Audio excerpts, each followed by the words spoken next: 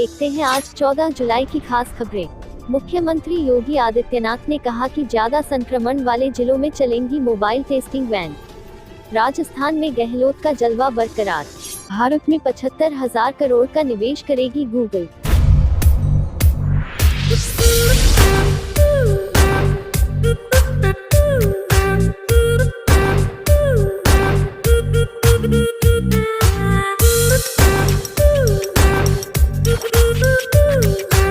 आइए देखते हैं लखनऊ से खान रईस अहमद की एक रिपोर्ट। जल शक्ति मंत्री डॉक्टर महेंद्र सिंह जी द्वारा वीडियो कॉन्फ्रेंसिंग के दौरान दिए गए निर्देश। 1. प्रत्येक बंधु पर जनरेटर की व्यवस्था करना।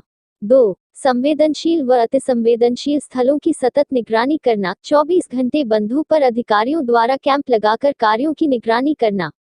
3. हर दिन की रिपोर्ट जिला स्तर पर प्रदेश स्तर पर उपलब्ध कराना। 4. कार्यों की फोटोग्राफी वीडियोग्राफी करवाना। 5. नदी का पूजन प्रतिदिन कराना। 6. बंधु पर सिक्योरिटी गार्ड की व्यवस्था को सुनिश्चित करना।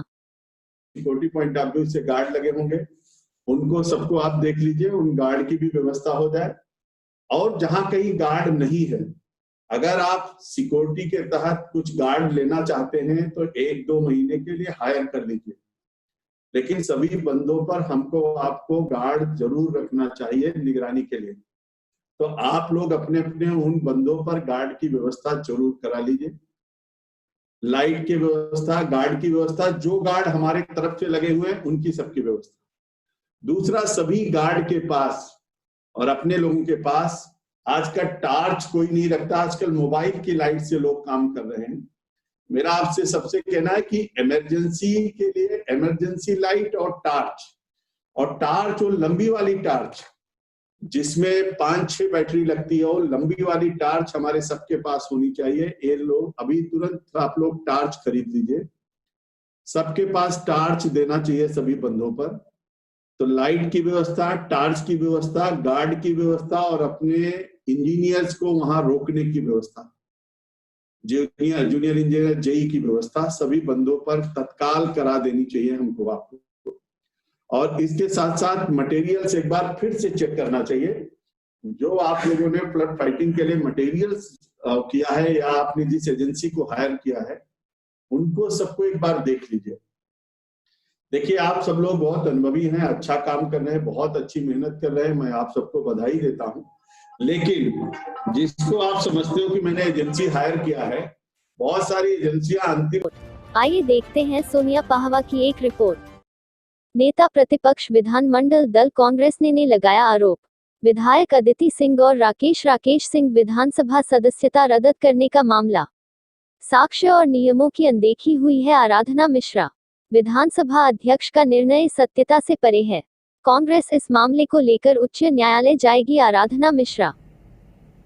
कांग्रेस पार्टी ने उत्तर प्रदेश की विधानसभा में माननीय अध्यक्ष विधानसभा के समक्ष 10th शेड्यूल में 2 याचिकाएं प्रस्तुत की थी। श्री राकेश सिंह व सुश्री अदिति सिंह की सदस्यता रद्द करने की। पिछले कई दिनों से इस मामले की बहस चल रही थी माननीय विधानसभा अध्यक्ष के समक्ष। आज विधानसभा अध्यक्ष का निर्णय आया है। मैं मानती हूं कि पूरा निर्णय सत्यता से परे है। जो साक्ष्य हमने प्रस्तुत किए थे उनकी अनदेखी हुई है, नियमों की अनदेखी हुई है। हम इस पर विधिक राय ले रहे हैं और हम उच्च न्यायालय का दरवाजा खटखटाएंगे। और हमें पूरा विश्वास है कि जो साक्ष्य हमने प्रस्तुत किए थे उनके आधार पर उच्च न्यायालय में हमें अवश्य न्याय मिलेगा।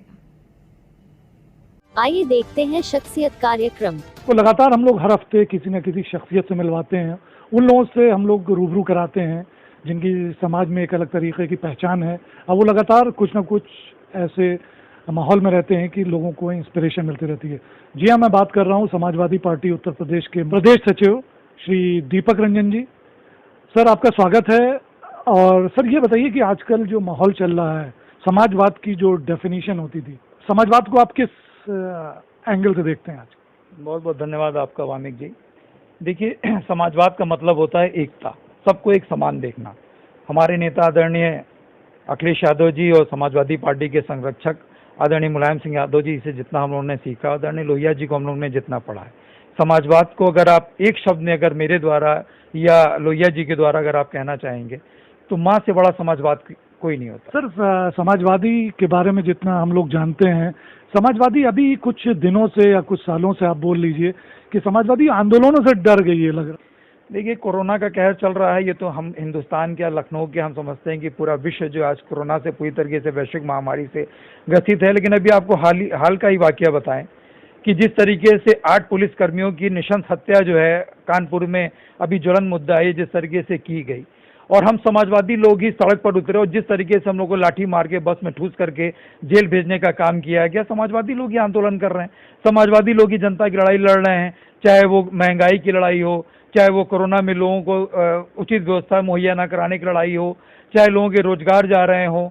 तो निश्चित रूप से समाजवादी पार्टी एक ऐसी पार्टी है जो आज आपको सड़क में आंदोलन करते हुए दिख रही है। जो ग्रास रूट जो आपके कार्यकर्ता हैं, जो और लोग ब्लॉक लेवल पे, गांव लेवल पर जो समाजवादी पार्टी की एक पकड़ हुआ करती है, आप लोग अभी क्या ग्रास रूट लेवल पर क्या कर रहे हैं आप अपने कार्यकर्ताओं के लिए?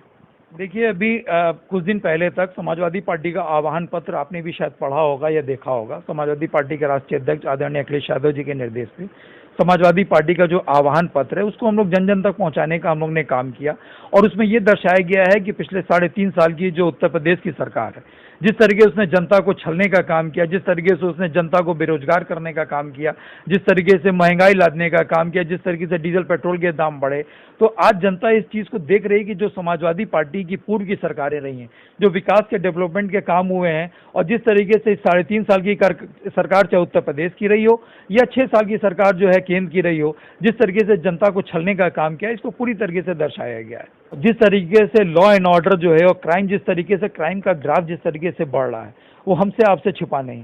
मैं तो समझता हूँ कि अभी आपने देखा होगा कि पहले जो है पुलिस एनकाउंटर करती थी, लेकिन आज की तारीख में अपराधी पुलिस वालों का एनकाउंटर कर रहा है। समाजवादी पार्टी का एक एक कार्यकर्ता जो है जनता के बीच में जा रहा है और जनता को ये बताने का काम कर रहा है, जिस तरीके से जनता का उत्साह और रुझान समाजवादी पार्टी के कार्यकर्ताओं को मिल रहा है और जिस तरीके से प्यार मिल रहा है जनता का, निश्चित रूप से हम ये कहने में कतई गुरेज नहीं है कि 2022 में निश्चित रूप से समाजवादी पार्टी के प्रचंड बहुमत के साथ सरकार आएगी। हमारे साथ थे प्रदेश सचिव श्री दीपक रंजन जी। बहुत अच्छी सोच है और युवा हैं, काफी एनर्जेटिक हैं। वामे खान, फ्रेंड्स समय न्यूज, कैमरामैन सरजीत सिंह। पूर्व मुख्यमंत्री कल्याण सिंह ने कहा कि बाबरी मस्जिद ढांचा ढहाने में मेरी सरकार का हाथ नहीं था। उप मुख्यमंत्री केशव मौर्य ने कहा कि भारत हर समस्या से लड़ने में सक्षम है। सपा अध्यक्ष अखिलेश यादव ने कहा भाजपा ने सिर्फ अपराधियों को पनाह दी है। कांग्रेस महासचिव प्रियंका गांधी ने कहा कि लॉकडाउन के वीकेंड बेबी पैक का लॉजिक समझ में नहीं आया। फ्रांस के ग्लेशियर से 1966 के भारतीय अखबार मिले। दिल्ली में भी कांग्रेस को लग सकता है बड़ा झटका। मध्य प्रदेश की पूर्व मुख्यमंत्री उमा भारती ने कहा कि नौजवान नेताओं को नहीं पनपने देते हैं राहुल गांधी। चीन को झटका देने की तैयारी में भारतीय कॉस्मेटिक इंडस्ट्री।